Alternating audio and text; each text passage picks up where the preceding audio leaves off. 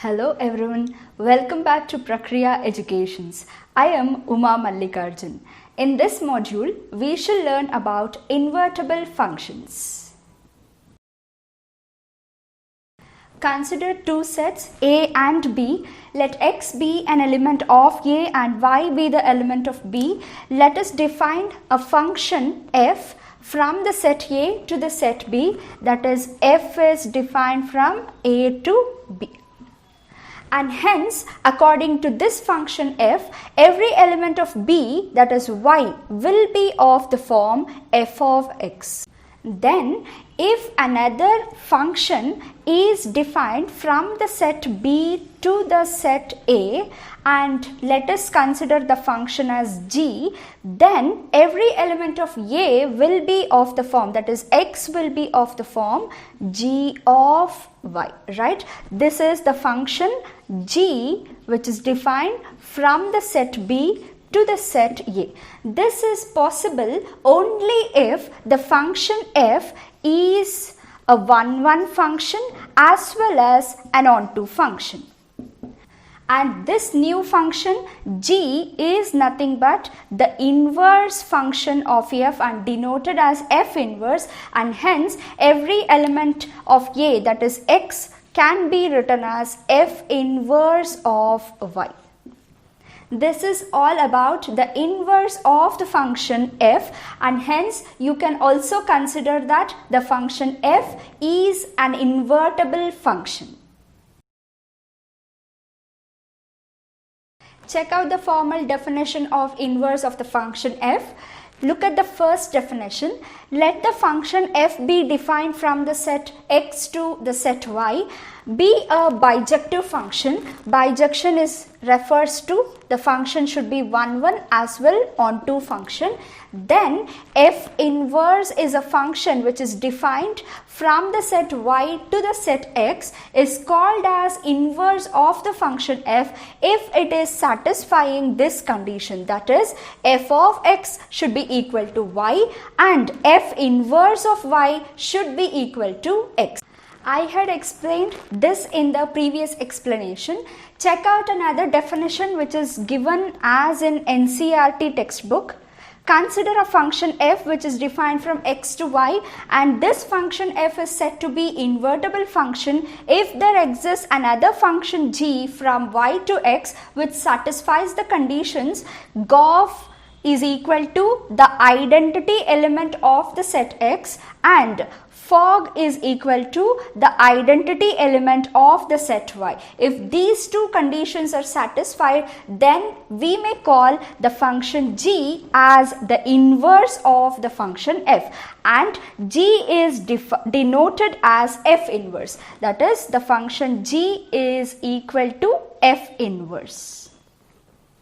Let us now solve a few problems regarding two invertible functions which are very important.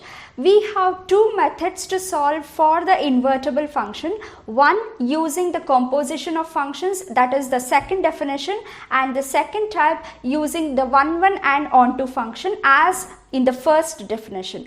In this module, we shall learn how to solve for the inverse of the function f using the composition of the functions. In the next module, you can find the problems which are solved using 1-1 and onto function. Look at the first example. The problems is chosen from the exercise 1.3. The exercise number as well the question number is been retained. Now consider the function f which is defined from the set of all positive real numbers to the interval 4 to infinity, given by f of x is equal to x square plus 4. And we need to show that f is invertible function and also with the inverse f inverse of y given by root of y minus 4. We have just got 5 unique steps. Look at the first step. Just write the function f. F is defined from r plus to the interval, and it is given by f of x is equal to x square plus 4. And you know that f of x is nothing but the element y which is present in the codomain set, and hence y will be equal to x square plus 4. Now write the term x in the terms of y, and hence we get y minus 4 is equal to x square, and hence y minus 4 with the root is equal to x. And of course, since we are having only the positive real numbers, you can neglect the negative sign, and hence you have now got a new function which is x is equal to root of y minus 4. Let us name this function as g of y, since x is equal to g of y and y is equal to f of x. Now in the second step we shall define this function g. How shall we define? Define g from, it's nothing but we have derived the element x, or we have written the element x in terms of y just by manipulating the given function f, and hence g will be nothing but the reversed function of f, that is inverse of the function f, and hence we get 4 to infinity to the set of all positive numbers given by g of y is equal to root of y minus 4. This is our second step. Now moving on for the third step. For the third step, you can take the composition of function gof as well as fog.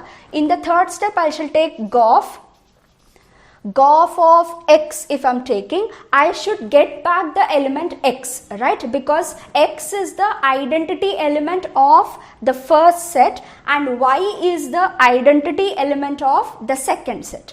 Now gof of x can be written as g of f of x, and hence g of f of x is given by x square plus 4.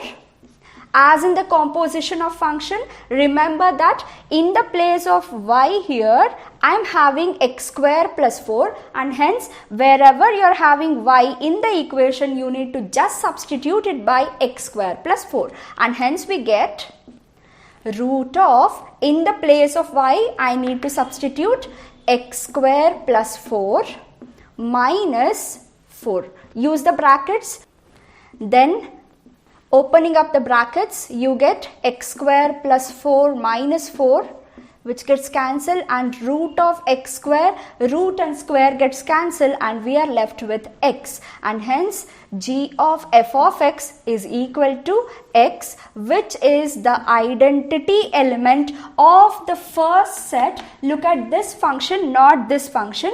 You look at this function, the first set is r plus, and hence x is the identity element of r plus. Now moving on for the fourth step, that is we now have to check for the fog of y, because for g you are having y and for f you are having x. Now this can be written as f of g of y, and hence in turn f of g of y is given by root of y minus 4, and in the place of x now you are having, in the place of x you are having root of y minus 4, and hence wherever x is there in the equation of f of x, you need to substitute it by this term, and hence we get x. In the place of x, I am substituting root of y minus 4 whole square plus 4. Now root and square gets cancelled and you will be left with y minus 4 plus 4. 4 gets cancelled, and yes, you are left with y, and hence f of g of y gives back us y, which is the identity element of the second set, that is nothing but interval 4 to infinity. And hence we have now proved that GOF of x is equal to x and fog of y is equal to y, and hence the verification is complete. Coming for the last step, the fifth step, you now can conclude that f inverse exists, or the inverse of the function f do exist, and the function f inverse is nothing but g. G is equal to f inverse, and g of y, since it is given by root of y minus 4, even f inverse of y can be defined as the same, that is root of y minus 4, and hence f inverse is nothing but root of y minus 4. Look at the next question. They have given us the function f. Let us start with the first step, that is f is given from the interval to the real number set, and we need to show that this function f is invertible and f of x is equal to x by x plus 2. Starting with the steps, f of x can be written as y and y is equal to x by x plus 2. Now we need to write x in terms of y, and hence simplifying this, hence we get 2y by 1 minus y is equal to x. Let us consider this function as g of y, and hence in the second step we shall define the function g. Define g from the range of f to the interval minus 1 to 1 by g of y is equal to 2y by 1 minus 1. Now in the third step we should now verify GOF of x and fog of y. Starting with GOF of x, we are now left with 2x by 2, 2 gets cancelled, and GOF of x is equal to x, and hence this is nothing but identity element of the first set, that is the interval minus 1 to 1. Now going for the fourth step, that is to verify fog of y, and hence we are now left with fog of y is equal to 2y divided by 2, and hence left with y, which is equal to the identity element of the real number set, and hence we have now proved both GOF and fog. Final, the fifth step, and hence you can now conclude that the function f is invertible and therefore f inverse do exist, and g is nothing but the inverse of the function f, which is given by g of y, which is nothing but f inverse of y is equal to the function 2y by 1 minus y. This is the inverse of the given function f. Look at the next problem. Consider f from r plus to the interval minus 5 to infinity, where r plus is the set of all positive real numbers, given by f of x is equal to 9x square plus 6x minus 5. We need to now show that f is invertible with f inverse as given. Solving this, the first step is to write f of x as it is. F of x can be rewritten as y, and shifting y to the other side we get this modified expression. Now this equation is of the form of a quadratic equation, ax square plus bx plus c is equal to 0. The best method to solve this quadratic equation is using the formula method. Now in the place of a we are having 9, b is equal to 6 and c is equal to minus of 5 plus y. Substituting all this in the formula we get as given. Now solving this, 4 into 9 leads us to 36, and taking out 36 common, we'll have 1 plus 5 plus y inside the brackets. Continuing, root of 36 is 6 and will be left out 6 plus y inside the root. 6 can be again taken out common, and simplifying that we get minus 1 plus or minus root of y plus 6 divided by 3. And since x is equal to minus of root y plus 6 minus 1 divided by 3 does not belong to the set of all positive real numbers, we neglect the second root of x and we consider only the first root of x.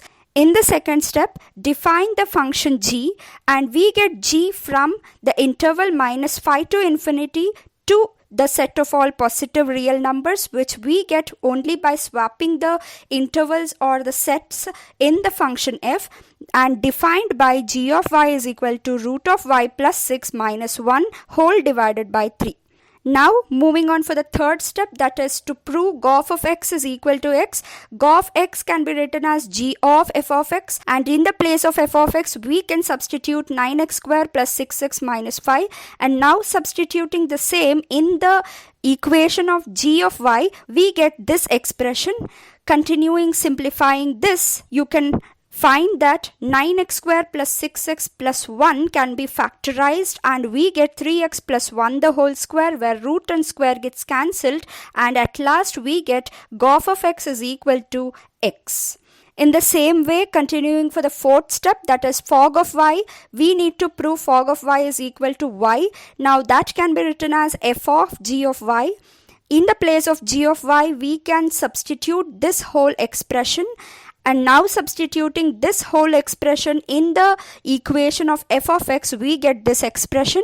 Simplifying this, in the first term we use a minus b the whole square, and hence you get root of y plus 6 the whole square plus 1 minus 2 into, in the place of a you're having root of y plus 6, and in the place of b you're having 1, plus multiplying 2 within the brackets we get 2 into root of y plus 6 minus 2, and minus y retains as it is. In the next step you can cancel out root and squares, and then in the next step minus 2 root of y plus 6 and plus 2 root of y plus 6 gets cancelled, and we'll be left with y plus 7 minus 7. 7 gets cancelled, and we'll be finally left with fog of y is equal to y. And hence now we can conclude that f is an invertible function, and hence f inverse exists, and f inverse is nothing but the function which is defined from the interval minus 5 to infinity to the set of all positive real numbers, and given by f inverse of y, which is equal to root of y plus 6 minus 1 whole divided by 3. Hope the video was useful. In the next module, we shall solve the problems using 1-1 and on-to method. Please don't forget to like, share and subscribe. Thank you.